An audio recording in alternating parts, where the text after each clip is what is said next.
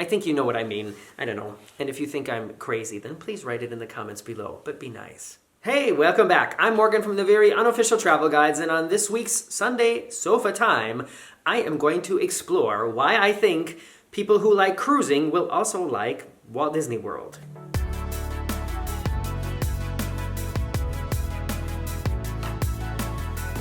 Walt Disney World and cruising, those are like the two things that I think I talk about the most on this channel. Those are the things that connect us the most. Those two things, cruising and Disney World. And I think a lot of you have been on cruises and never been to Walt Disney World. And I also think a lot of you have been to Walt Disney World and never been on a cruise.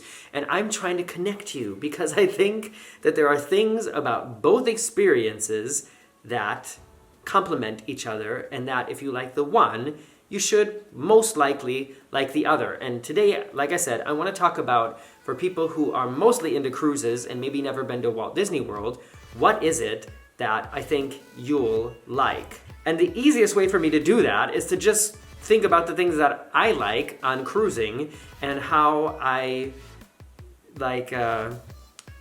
get that thrill while at Disney World. The first thing I'm going to start with is the food. One of the things that we like the most about cruising is just the food options. Going to the buffet, having so many different options, going to the different restaurants that are included in the price of your cruise or maybe not included in the price of your cruise, and getting to eat things, not only things that you wouldn't usually eat at home, but maybe prepared in a way that you wouldn't usually eat at home, or in an atmosphere that you can't get at any place around where you live. That's something that we really enjoy. Something that we really enjoy about cruising is just the hassle-free, immediate access to several different dining venues, and knowing that they're all high quality and that the service is going to be great, right? Isn't that something that you enjoy about cruising? There are so many amazing dining options at Walt Disney World. And I think for people who've never really been to a Disney park, who've never been to like that level of themed entertainment, you know, if you've only been to like a Six Flags or a Cedar Fair park, then you really don't have anything to compare the level of restaurant culture like it is at Disney World. There are literally hundreds of restaurants that you can visit, and if you book a package with the Disney dining plan, that's what it's called at Disney World, then it's like being on a cruise ship. It's like having a whole bunch of onboard credit, basically, that you can use at all these different restaurants, and it's divided. It depends on what plan you get, but it's divided into snack points, to table service points, and counter service points. So you can use those points and you can combine them in a lot of different ways, but it's like being on the ship. So if you were at the pool and you think, gosh, I'd really like a cupcake right now, then you can go to the next little kiosk or the next little store and you can use your snack point and buy a cupcake. And when you go out to eat at night, if you want to go get steak, if you want to get fish, if you want to get pizza, if you want to get burritos, you name it, there is going to be a restaurant serving that someplace on the Disney property, either in one of the parks or in one of the fantastic resort hotels, and you can use your dining plan points for that. And this is something that's just popping into my head. I really didn't prepare a lot before I started blabbing here. I didn't write anything down. I just went through a couple points in my head. And this is something that's just popping into my head now. You know how great it is while you're on a cruise, like while you're on the ship, that you only need your ship card and you don't need to carry cash with you. Well, it is the same way at Walt Disney World, except they have magic bands. It's a little bracelet. Ooh, I should go get one. Hold on. Okay, I'm back. This is a magic band. This is what they look like. And there's a little chip in here. So when you're staying at a Disney resort, you just wear this all the time. I'm going to put it on. You just have this on your arm all the time, and you can use this for everything. It opens your hotel door. You can use it to book your points if you're buying food, something to eat or a snack or something. You can also use it to buy just normal stuff. So like when you check in, they scan your credit card and you give your signature, and then you don't have to carry that with you. Like, you don't need to carry your wallet with you at all, only for maybe like some source of identification. But otherwise, you just use this to pay for anything. And it's so convenient. And that's kind of like what it's like being on a ship as well. Just knowing all I need is this card, and that will get me access to anything if it's included or not included in the price of the cruise. So that's one thing, or that was like 3 things that I think if you love that about cruising, then you can definitely enjoy time at Disney World. And just speaking of the restaurants, I'm going to put some links in the description below to some of the restaurants that we visited at Disney. And like I said, they're not only is the food amazing, but then you've got like just some really amazing like locations, like the Coral Reef restaurant, which is like an underwater restaurant, or like the California Grill, where you're way up on top of the Contemporary Hotel. You've got a beautiful view over the nighttime Magic Kingdom, and if you book it at the right time, you can see the fireworks and the nighttime spectacular. Those are things that even top, I think, the level of specialness in comparison to the restaurants on cruise ships. Another thing, and it's directly sort of related to that, but you know how when you're on a cruise and it feels like, if you're on a good cruise line, it feels like people who are working there bend over backwards to make sure that you are having a great time. And I can't think of any place else that I visited, including any cruise ship around the world, that has offered consistently excellent service higher than Disney. Does that make sense? I kind of lost my train of thought in the middle of there. But I'm trying not to go off on tangents. What I'm saying is, if you like cruising because you just love how everybody's going out of their way to make sure you're having a great time, then you are definitely going to enjoy vacationing at Disney World as well, because that's what it's like there too, and maybe even more. Here's another thing I can think of.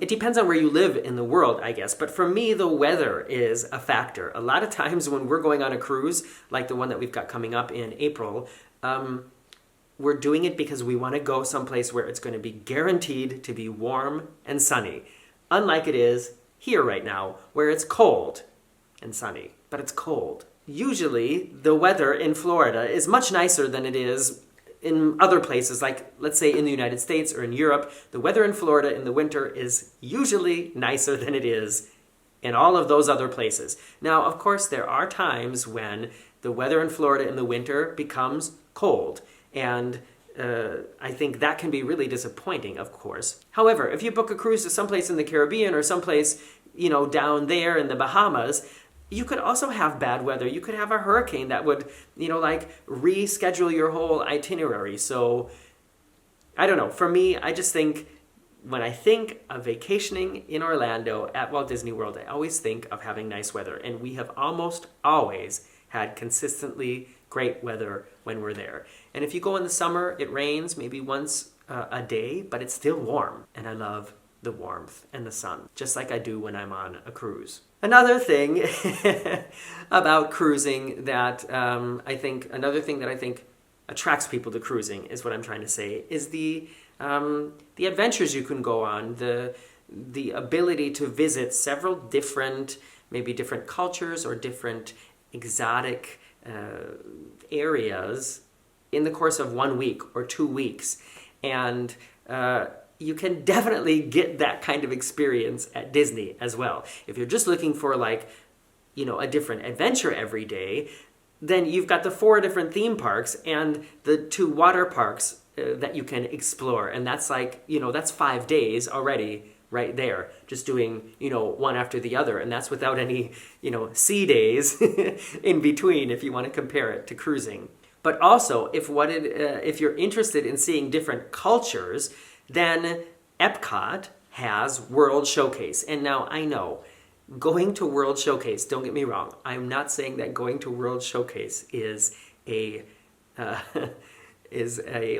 reasonable comparison to actually visiting these countries. I don't mean that. If you have the time and the budget, then you should definitely go visit these countries if that's what you want to see. However, you won't be able to see them all in the amount of time that it's going to take you to see all the countries exhibited in EPCOT's World Showcase. What World Showcase is it's called World Showcase. So it's a lake, and around the lake are like lands that depict the typical and sort of stereotypical culture of the countries. So it's like Mexico, Japan, China, France, Italy, Morocco, America. I didn't think I was going to name all of them, but I'm going to try to now. England, Canada. I think I got them, didn't I? So if you're going around World Showcase, you can go to restaurants serving food like in those countries. You can go to bars serving drinks like in those countries.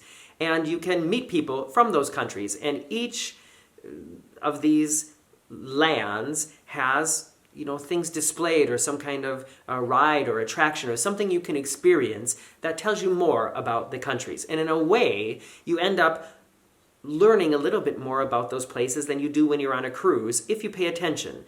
Because the thing is, if you think about it, when you're on a cruise, you're not really seeing those places extensively. You know what I mean? You're there in port for maybe 5 or 6 hours. And so you're just seeing a tiny little, like, spoon-fed experience. So, I mean, is it really more to say, yeah, I went on a Mediterranean cruise and I spent 1 day in Rome, so now I've seen Italy. You know what I mean? In comparison to saying, yeah, well, I've never really been to Italy, but I went to EPCOT World Showcase and I explored the Italy area there, and I learned a lot about the country, and I had some great Italian wine and Italian food, and we met this guy who's from Florence, who's working there at the sweet counter. I don't know. Do you know what I'm saying? Like, I think comparatively, the experience is probably kind of the same. The only difference is not being like really in Italy. I think you know what I mean. I don't know. And if you think I'm crazy, then please write it in the comments below, but be nice. And then I mentioned it already, but also the drinks. You know, if you've watched some of my cruise videos, you know that I really enjoy trying out different cocktails when I'm on board. Because when you have the drink package, it's just so convenient. Because it's not like, if you're paying for each drink, if you order something new and you don't like it, then you're like stuck with it. You're like, geez, I just spent $9, $10, $11, $12, whatever on this drink, and I really don't like it. But then you end up drinking it anyways because you just paid for it. But if you've got the drink package on a ship, then, you take a sip. If you don't like it, then you just leave it sitting someplace and you order something else. Am I the only person who does that? I'm sure I'm not. I can't be. But, so, if you like exploring different drinks, especially like drinks from different cultures or different countries, then Disney World is great for doing that because there are so many different bars. There's like the Abracadabra bar, or there's Del Cava de Tequila, I know I'm not saying that right, in the Mexico Pavilion in EPCOT, or Disney Springs has so many great dining and drinking venues now. And if that's one thing that really attracts you to cruising, is that sort of nightlife bar atmosphere where you can try different drinks, stuff that you might not normally, like make at home or get at your home bar, then you will definitely like that about Disney World. And I guess one more thing to sort of mention, and this is sort of, I don't know, neither here nor there, but I think the time that you need to really enjoy being on a cruise, which I would say is between like 6 and 10 days, that is about equal to the time that you really need to enjoy being at Disney World if you want to see everything. And so if that's the amount of vacation time you have to spend, then I think you could spend it on a cruise or spend it at Disney, and you're going to end up being, I don't know, satisfied at the end with the amount of time you spent. Know what I mean? I hope that some of you agree with me on these things. Like I said, I didn't really have a plan when I sat down to talk about this, but I just thought there were some things that I could bring up that would, maybe if you're somebody who's done a lot of cruises and you haven't been to Disney World or you haven't been there for a long time and you've been sort of thinking about it, but you're kind of on the fence, I thought that's who this video is for. Is for those people and for anybody else who's just a fan of both and wants to sort of talk about it. So write your comments below, and now comes the time of the video where I look through the comments from last week's Sunday Sofa Time. In last week's Sunday Sofa Time, I gave 10 tips for first-time cruisers, and these are some of the comments. P. Pabst asks, Morgan, are there any no-smoking cruise ships? I know the cruise line has special places for smoking, but are there any cruises that have no smoking at all?